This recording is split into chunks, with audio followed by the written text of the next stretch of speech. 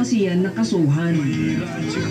Katulad ng mga pickpocket, ayan, yung mga naho-hold up, yung mga nai-snatch, na nakita mo mismo, nahuli, pagka naibalik na sa'yo, yung cellphone, tablet, laptop, o anumang mga gamit na natangay sa'yo, wala na, hindi mo na pinapalo up. Pwede po yun, pwede. Kaya nakakawala din sila, wala silang kaso. Hanggang sa blatter ka lang. Ganun din ho yung mga nagagahasa o nire-rape. Wala hong napaparusahan. Majority ho sa kanila. Malamang kasi ang mga involved, tatay, kapatid, kamag-anak. Ano na pong pakiramdam, sister, sa inyo? Ano na pong pakiramdam ninyo ngayon? Kanina po parang ano? Pakiusap o amicable settlement. Kaya ganun po ang kahinatnan ng mga biktima.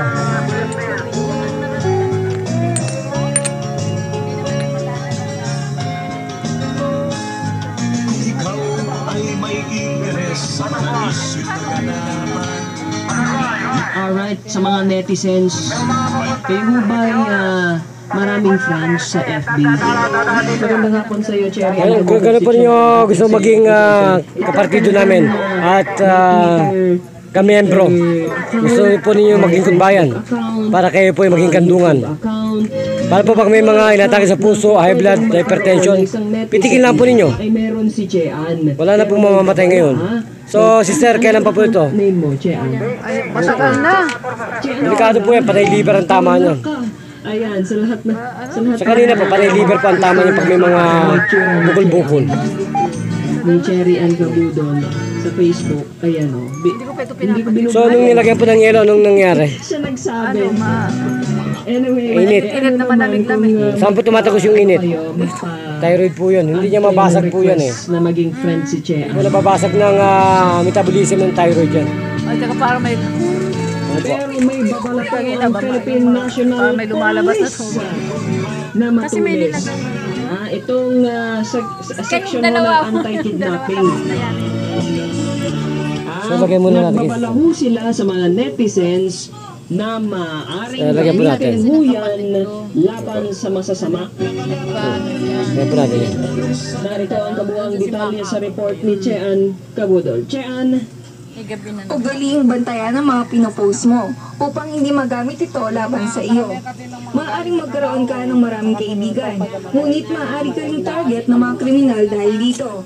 Ayon kay Senior Superintendent Rene Aspera, hepe ng PNP Anti-Kidnapping Group, na may ilang sindikato ng mga kidnapper ang sumisilip sa Facebook at iba pang social networking site upang maghanap ng mabibiktima.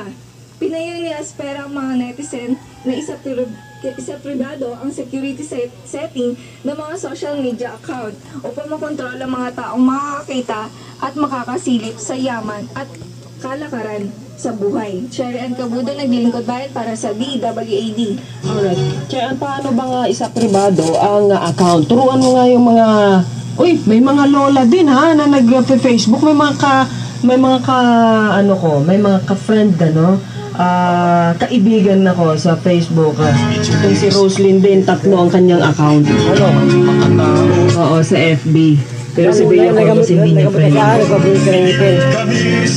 Oo, paano nga ba isa pribado, Chean, ang ikaw, paano nga ba kung ayaw mong makita ng publiko yung in-upload mong picture natin, halimbawa, paano ang gagawin mo sa settings o saan ba? Saan ba pipindutin? Sige. Ano po, halimbawa po sa photos, may in-upload po kayong picture, tapos pupunta po kayo dun sa, pagka nag-load na po or na-load na yun, na-upload na siya, meron po doon nalalabas na pwede. Alam niyo ha, pwedeng sa mga high-tech, sa mga high-tech ang gamit, marami kayong matututunan kapag ka-click lang kayo ng click at basahin kung ano yung mga command doon at mga nag-pop up na mga messages sa internet. Yun ang pinakamaganda. Pagsapit ng alauna, ikaw ay may radyo. Alright, dakuan muna natin ang report ni Rafi Rico sa Line 1, 10th National Biotechnology Week. Ayan, tingnan natin kung ano ang laman ng kanyang report. Stand by. Lingkod Bayan. Rafi Rico, please come in. Yes, maraming salamat sa kasamang Bea sa ikadalawang araw nga ng 10th National Biotechnology Week na ginaganap nga dito sa Czech Auditorium City, Garcia Avenue, City, Liman, Quezon City. Sa kasamang Bea, maraming okasyon ang ginagawa dito kung kaya sa bawat floor halos merong mga ginaganap, merong seminars tungkol sa iba't ibang klase ng mga pananim dito, tapos meron ng mga seminar sa kabilang kwarto naman. Bakit may kalsada dyan? Ano na po, yung May kalsada pa pala. hindi pa napapasok ka. Wala na, sarado na po dyan. Ay, isang Developing pa lang. Sakay po. Ayun. So, lagyan na po natin ang... Lagyan mo na po ito. Lagyan mo na po. Ito lang.